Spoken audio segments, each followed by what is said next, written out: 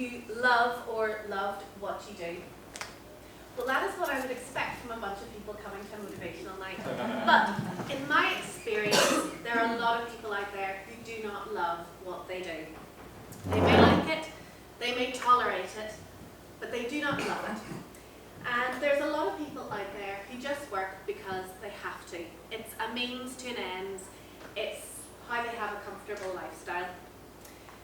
For most of us, we will have started work sometime in our mid to late sort of teens, maybe early 20s, and we'll keep working until our mid to late 60s if we're lucky. Did you know that this roughly equates to 90,000 hours that we will spend in work in our lifetime? So if you work full time, 70% of your week is spent in work. So whether we like it or not, we are going to be spending an awful long time in work. So, the Chartered Institute of Personnel Development reported last year that 1 in 10 of us regularly feel miserable in work. I think that is a really, really depressing statistic. But it's actually not surprising, because global figures for employee engagement, so that's the motivation, the connection, the effort that people put into their work, have been critically low now for quite a number of years. So currently now, globally, there's about 13% of employees who are actually fully engaged in their workplace. So this lack of engagement, this lack of effort and motivation that people have in their work is one of the reasons for economic downturns.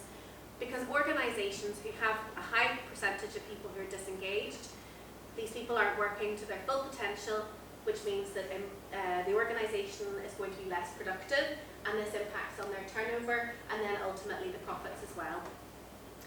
And we have all experienced these disengaged employees, so miserable employees who make you feel bad for being their customer when you go to interrupt them having the conversation with their colleague just so you can pay your bill or place an order. How many times has anybody experienced that? Oh, everything. So rarely do people think about work playing a key role in their happiness. Rather, people think that happiness is something that belongs outside of work, in our relationships with our friends, with our families. Happiness is a state of contentment, it is a state of well-being or joy, and it is the aspiration of every human being. However, if we are spending the majority of our week in work where we perhaps feel unhappy or miserable, how long do you think before that starts to affect the other parts of our lives? Eventually, those other parts will start to suffer.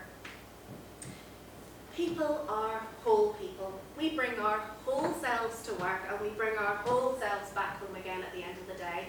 And it's not as simple as just leaving our baggage at the office door at the start of the day and leaving it at the front door when we return home at night.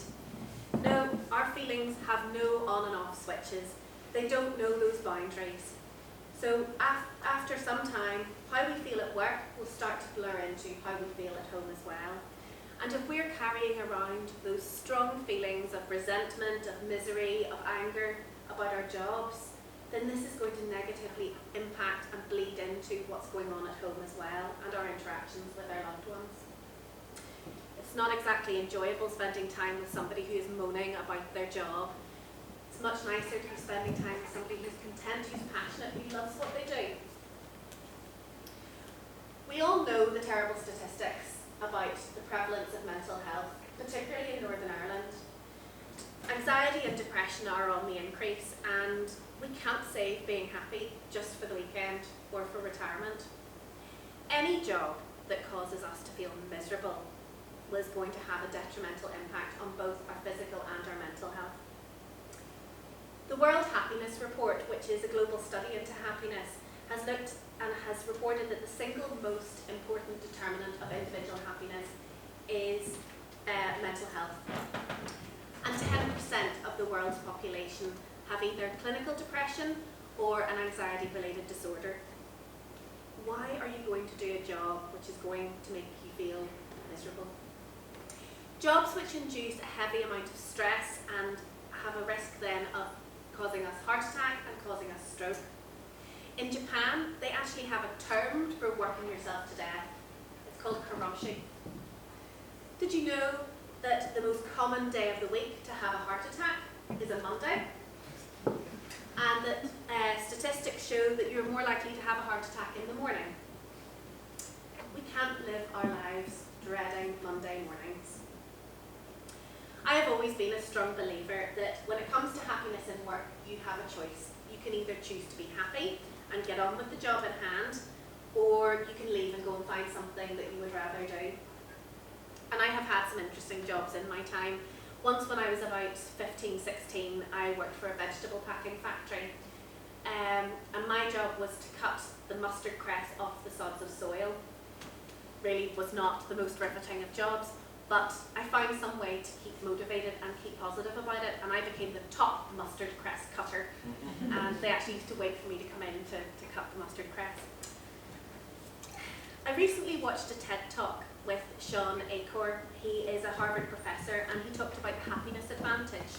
And he talked about the fact that 75% of job successes can be attributed not by how smart we are, not by how talented we are, but how happy we are. When we're happy, our brain releases dopamine, which is the happiness hormone. And this hormone helps to turn on learning receptors, so it helps us to be able to learn new tasks, skills, and experience new tasks.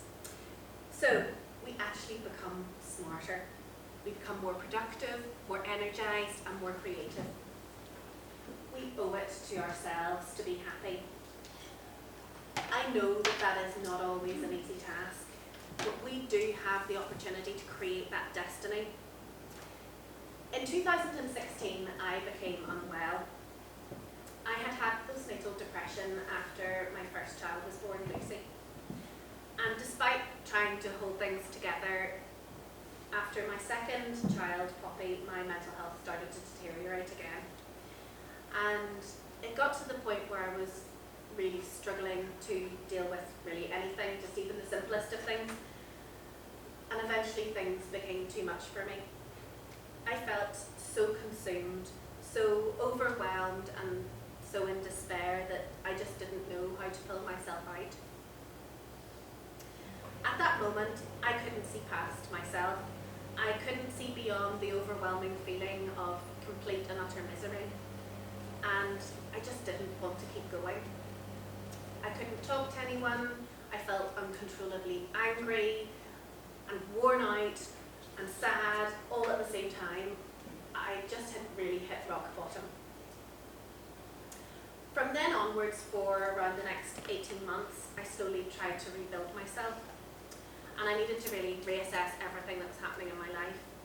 So I spent time slowly challenging myself and trying to build myself back up. And finally, on the 3rd of April 2017, I returned to work, which was with a retail bank.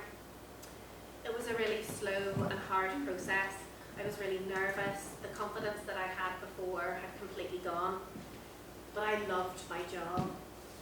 I loved my colleagues, and I loved the company that I worked for. I think now, how much harder would that have been if I had just liked my job, if I'd tolerated my job? How impossible might it have been if I'd been miserable in my job? Now, some of you might have read the biog that Gary had shared online, and you're maybe wondering, well, if I loved, my job so much, why am I not there anymore? Well, I guess it's part of the whole reassessing my life bit. I started to realise that I'd always wanted to start my own business. I've come from a family of entrepreneurs, and I always just assumed at some point I would do that. But when is the right time to give up, your good job and the company that you love with the really good salary and the pension scheme and the discounted mortgage? When is the right time to do that, But you only get to live this life once, and there's never going to be that ideal time. So at the beginning of 2018, I resigned, and I left my job and I took that leap. And I have to say, I loved my job, but I am passionate about my business. And this concept of being in love with your job is what I focus on.